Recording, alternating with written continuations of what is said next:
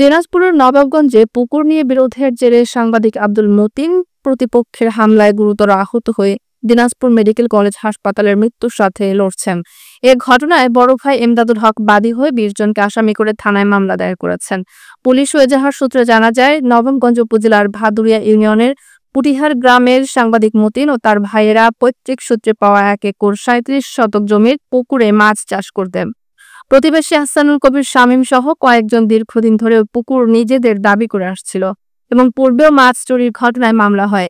গত ২০ এপ্রিল সকালে মাছ ধরতে গেলে প্রতিপক্ষ দেশীয় অস্ত্র নিয়ে হামলা চালায়। আহত মতিন পালিয়ে চাচার বাড়িতে আশ্রয় নিলেও সেখান থেকে ধরে এনে পুকুর পাড়ে কুপিয়ে মারাত্মক জখম করা হয়।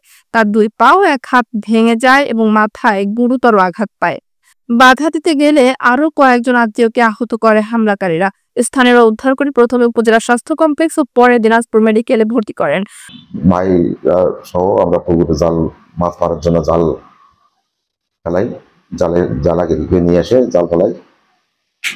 এরই মধ্যে আমার প্রতিপক্ষ এই নৌকা প্রতীকে চেয়ারম্যান, বর্তমান সিটিং চেয়ারম্যান শামীম এবং তার ছোট ভাই নিজামুল হাসান শিশির, এদের হুকুমে ওদের যে জ্ঞাতি গোষ্ঠী আছে, রক্তের জ্ঞাতি গোষ্ঠী, তাদেরকে হুকুম দিয়ে ওরা আমাদেরকে লাঠি, সোটা, তীর, বল্লম, বিভিন্ন ধারালো অস্ত্র দিয়ে এসে আমাদেরকে আক্রমণ করে।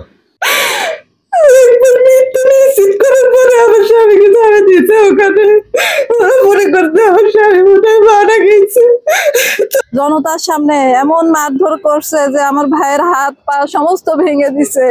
আমার ভাই এখন মৃত্যুসজ্জায় লড়াই করতেছে। আর এভাবে আমাদেরকে প্রতিনিয়তই মারে, শুধু আজকে না, আজ থেকে 10 বছর পর্যন্ত এরকম চলতে আছে, 10 থেকে 12 বছর।